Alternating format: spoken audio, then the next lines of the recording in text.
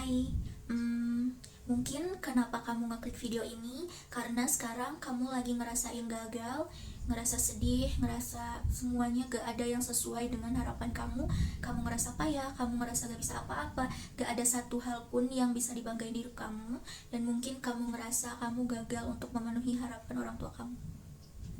Kalau kamu ngerasa itu, bisa dibilang kamu sekarang berada di video yang tepat. Karena di video ini aku mau sharing beberapa hal yang biasanya aku ucapin ke diri aku dan selalu aku ingat ketika aku sedih, dan hal-hal ini tuh yang berhasil bikin aku tenang lagi, bikin aku bangkit lagi, dan aku berharap dengan aku nge-share ini itu bisa ngebantu kamu. Oke, kita langsung aja. Inilah hal-hal yang perlu kita ingat kalau kita lagi sedih supaya kita bisa bangkit dan tenang lagi. Yang pertama, ini bukan akhir dari segalanya. Aku mau kamu lihat cermin dan sadari kalau kamu masih punya hal yang paling berharga di hidup kamu. Itu diri kamu sendiri. Selama kamu masih punya diri kamu masih bisa bangun, masih bisa berjalan, masih bisa merawat diri kamu dengan baik, apalagi kamu sehat, masih bisa berpikir. Selama itu juga kamu masih punya kesempatan untuk memperbaiki semuanya. Dan kamu masih bisa mengejar hal-hal yang belum kamu dapat, hal-hal yang kamu inginkan. Selama pemeran utamanya masih ada, semua ini belum selesai. Dan pemeran utama di hidup kamu adalah diri kamu sendiri. Dan sebuah film gak akan seru kalau gak ada konflik, gak ada masalah, pemeran utamanya selalu menang, selalu bahagia.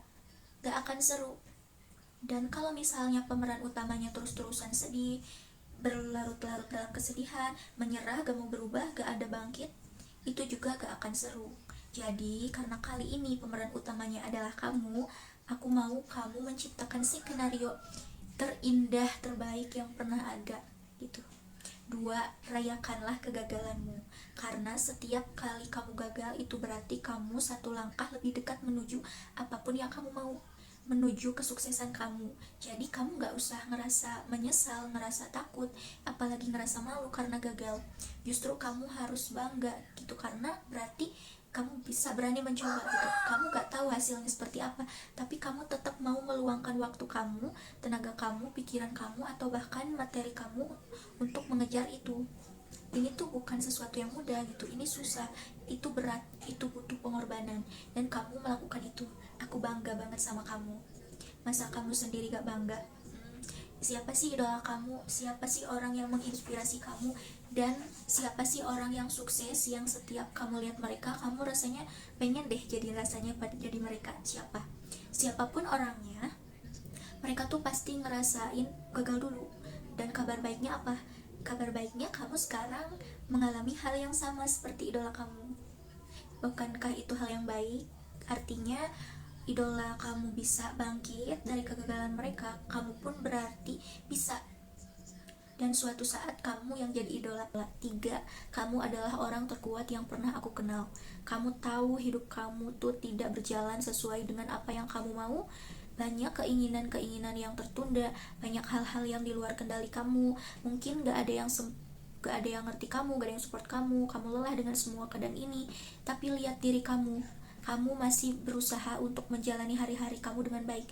Kamu masih bisa menerima keadaan ini meskipun ini tuh gak sesuai dengan apa yang kamu mau, dan kamu tetap baik ke semua orang.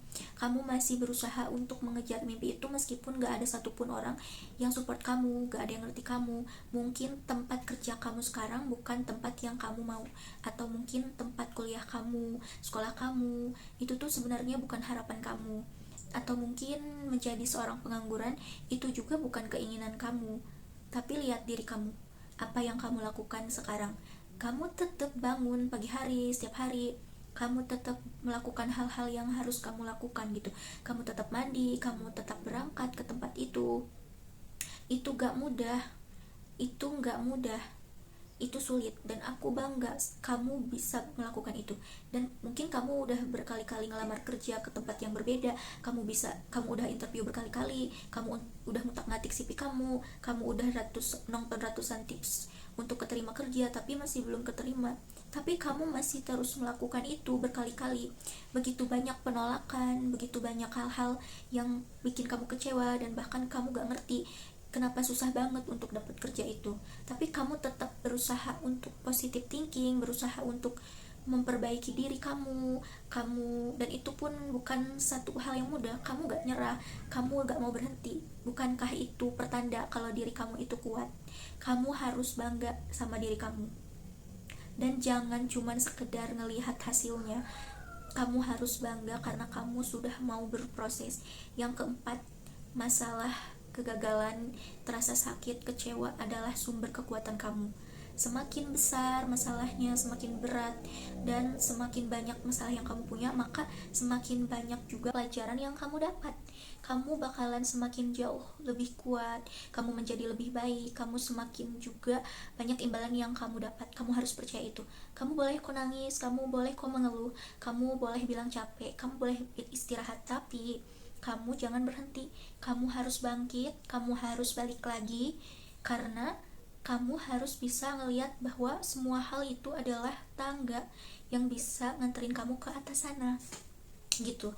Memang semakin tinggi tangganya, semakin juga berat, tapi kamu akan semakin bisa naik ke atas sana, semakin tinggi tempat kamu. Dan kalau gak ada tangga itu, kamu mungkin akan tetap di bawah gitu. Kamu gak akan mampu kalau kayak gitu. Jadi jangan sampai kamu kalah dengan masalah kamu. Aku mau mulai sekarang kamu mengumpulkan semua tenaga kamu untuk fokus menaiki tangga-tangga itu. Jangan sampai kamu kebanyakan mengeluh, takut, memikirkan hal-hal yang sebetulnya tidak perlu kamu pikirkan gitu. Akhirnya kamu capek. Jangan sampai kayak gitu. Aku yakin kalau kamu berhasil untuk menaiki satu anak tangga itu, kamu akan bisa menemukan cara untuk menaiki tangga kedua, tangga ketiga, tangga keempat, dan seterusnya. 5. Kamu bisa memilih untuk bahagia kapanpun yang kamu mau, karena kamu yang menentukan apakah hari ini akan menjadi hari yang membahagiakan atau hari yang tidak membahagiakan.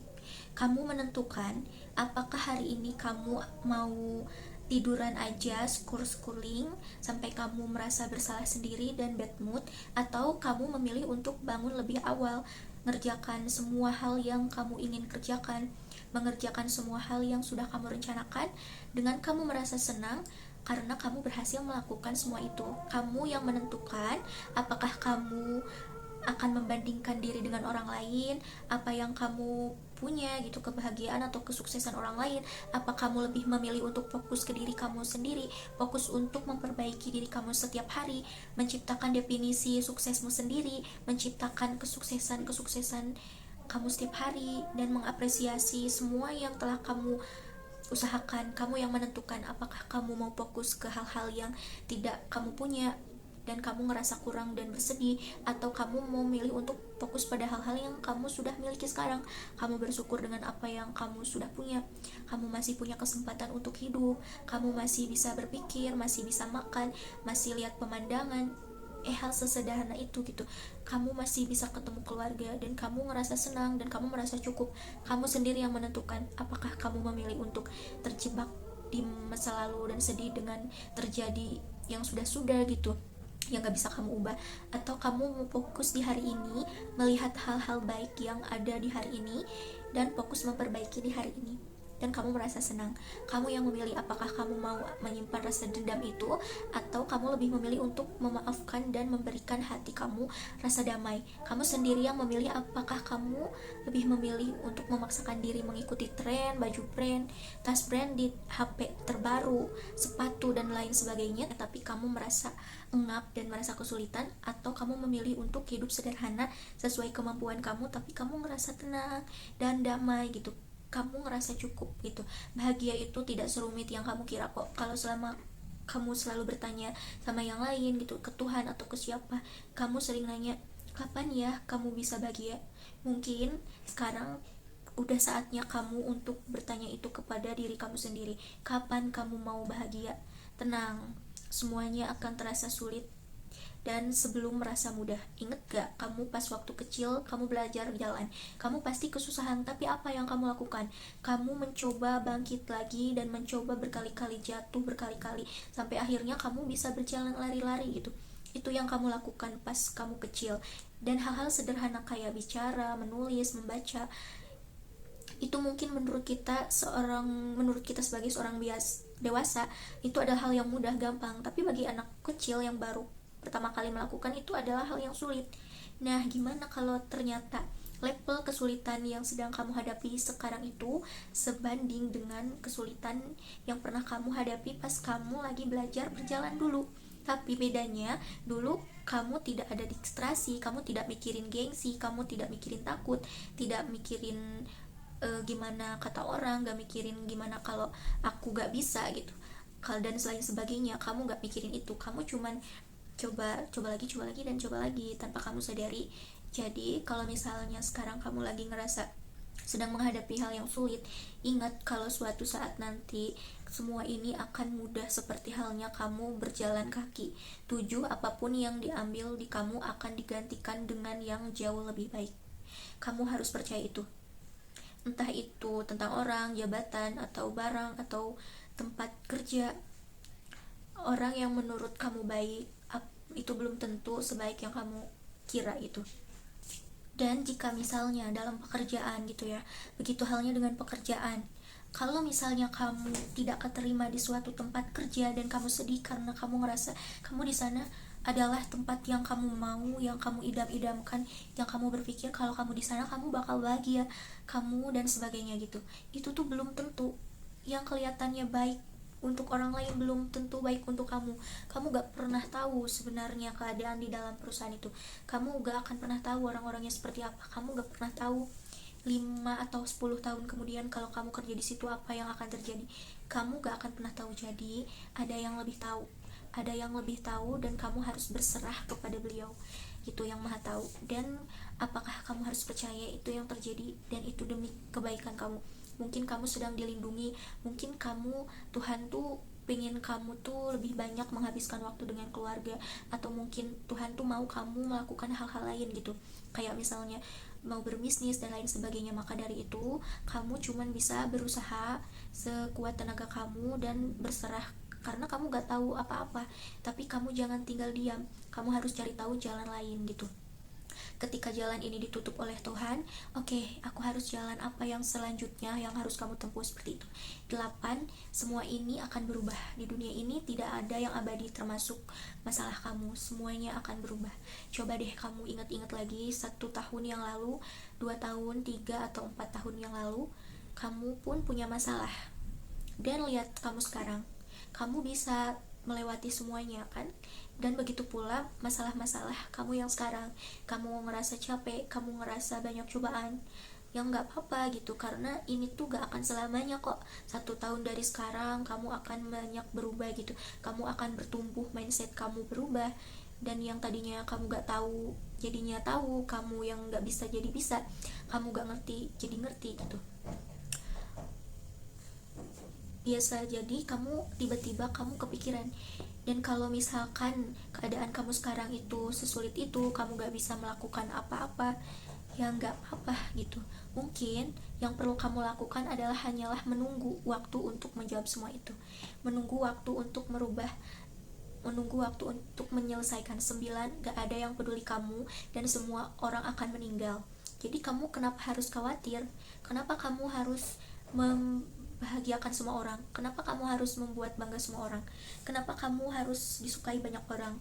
Kenapa kamu harus hidup sesuai dengan standar yang orang lain ciptakan? Kenapa kamu harus selalu benar di mata orang gitu?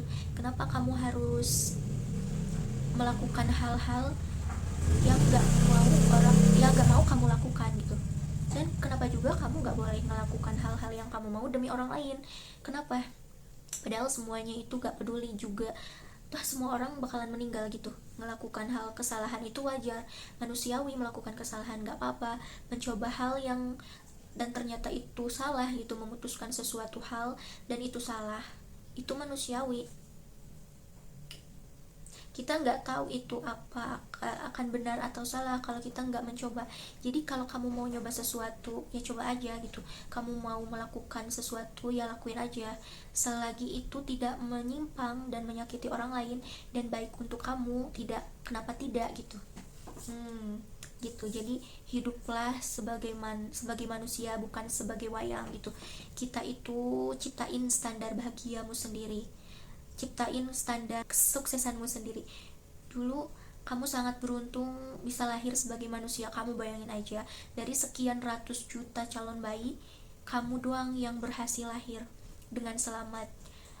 Dan kamu terlahir sebagai manusia, itu bukan sebagai kucing, bukan sebagai ikan, sebagai pohon, sebagai manusia gitu. Yang mana manusia itu makhluk yang paling mulia. Makhluk yang paling mulia adalah manusia, bukan manusia yang kaya, bukan manusia yang menjadi presiden, bukan manusia yang berpendidikan tinggi, manusia yang bla bla bla bla, bukan. Makhluk yang paling mulia adalah manusia gitu, titik. Semua manusia termasuk kamu gitu. Jadi, dan kalau misalnya kamu sedih karena kamu merasa tidak bermanfaat, kamu gak ada tujuan untuk hidup gitu, kamu lihat deh beras. Kamu lihat beras, betapa bermanfaatnya beras. Beras tuh menjadi sumber tenaga ratusan juta orang, menjadi sumber mata pencaharian ratusan juta orang juga gitu. Dia bermanfaat, tapi apakah dia tahu? Apakah di beras tahu bahwa dia bermanfaat? Itu tuh sekedar beras gitu. Kamu lihat ikan, ayam, kambing, sapi, mereka diciptakan di bumi ini ada tujuannya, dan mereka tuh tentu saja bermanfaat untuk kita semua, memberikan kita asupan protein dan menjadi mata pencaharian banyak orang. Tapi apakah ikan, ayam, dan sebagainya itu mereka tahu kalau mereka itu bermanfaat? Sekecil kuman aja yang kita gak bisa ngeliat, dia itu ada tujuannya diciptain, dan dia tuh bermanfaat juga untuk kita. Tapi apakah kuman itu sendiri tahu dirinya itu bermanfaat? Mungkin jangankan mereka tahu atau enggak, berpikir pun mereka pun gak bisa gitu. Jadi poinnya adalah kamu salah kalau misalnya kalian berpikir menjanjikan kamu bermanfaat gitu, berpikir kamu gak bermanfaat. Semua hal yang diciptakan di bumi ini ada tujuannya dan pastinya bermanfaat. Apalagi kamu yang jelas-jelas makhluk yang paling mulia, kamu pasti diciptakan ada tujuannya, ada manfaatnya. Bukan mungkin karena belum tahu semua itu, terus kamu berpikir aku bukan manusia yang bermanfaat gitu. Jangan pernah berpikir seperti itu. Jadi tetap berusaha untuk mencari semua itu. Dan kalau misalnya kalau belum tahu juga apa sih aku ada di dunia ini gitu, jangan menyerah. Bahkan meskipun saat akhir hayat kamu belum tahu kamu diciptakan untuk apa, ya gak apa-apa juga gitu. Kita itu semua tuh udah tahu kita diciptakan untuk, kita hanya bisa menerka-nerka dan mencari tahu semampu kita. Dan pada akhirnya apakah kita akan tahu atau enggak, yang nggak tahu. Gimana? Apakah 10 hal tadi membantu? Aku sangat berharap ini sangat membantu kamu. Sekian dari aku, semoga video aku bermanfaat. Aku Resta Anggita dan see you next video. Bye bye.